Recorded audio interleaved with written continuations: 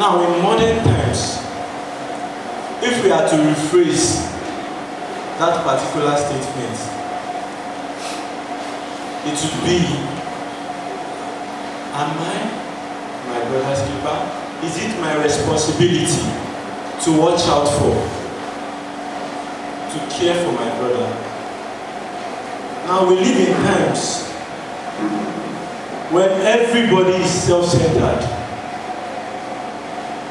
Everybody is selfish. Wants to fulfill your desire first. You want things done your way. We live in times where people can even step on others because they want to fulfill their desires. Now let's look at what the Bible says about being our brother's keeper. Definitely we have a responsibility to watch out for and care for one another. But what are these responsibilities that we have? Now from the New Testament, we could see that every responsibility that a child of God has for his brother or his sister can be summarized in one command, which is the command of love.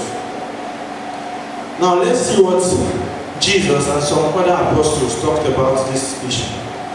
Let's look at John chapter 13, verse 34 to 35.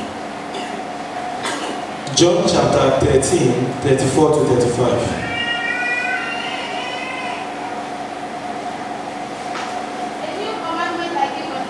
Okay. That we love one another, and have loved you, that we also love one another. By this that all men know that ye are my disciples, if ye have loved one to another. Now, I would like you to mark something there. He said, by this will men know that ye are my disciples. Now, we can't claim to be disciples of Christ if we don't show love for one another.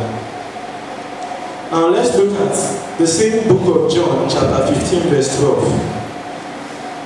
This is Jesus speaking to. It's okay. This is my commandment, that ye love one another, and I have loved you. Okay, verse 13.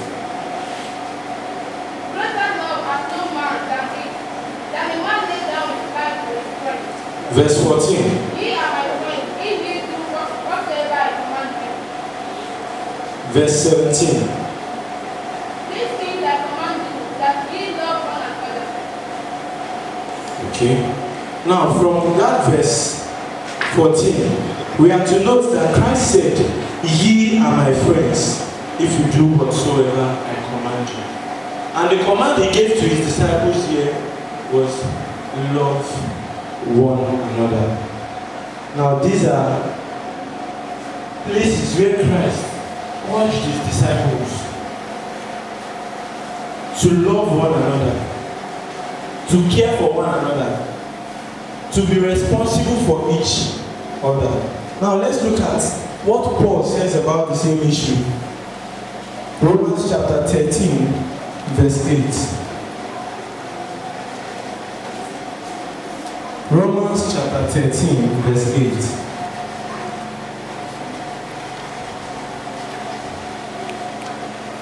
Somebody from the congregation.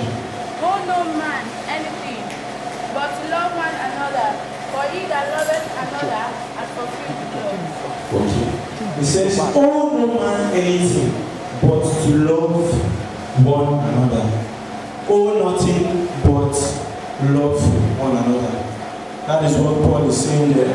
Now let's look at 1 Thessalonians chapter 4, verse 9. But as touching brotherly love, sin is not that arise with you, for ye yourselves are taught of God to love one another.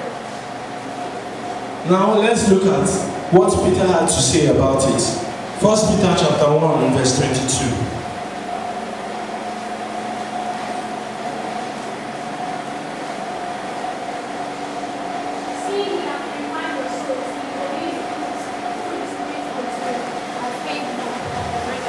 See that ye love one another, a pure Now let's look at the last person, who is John. John stressed the point that we have to love one another in 1 John chapter 3, verse 11. Let's look at that passage of the Bible. 1 John chapter 3, verse 11. For this is the message that we heard from the beginning, that we should love one another. Read verse 23 of the same chapter. And this is his commandment, that we should believe on the name of his Son, Jesus Christ, and love one another, as he gave us commandment. Now, as we all know, as Christians, our role model is what? Is Jesus Christ himself. And Jesus, as we have seen here, exhorts us that we should love one another as he loved us. He came to die even when he had no reason to love us.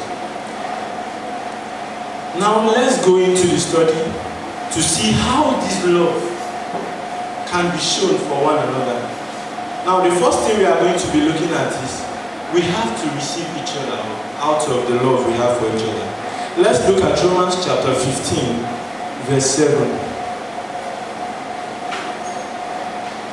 Romans chapter 15, verse 7.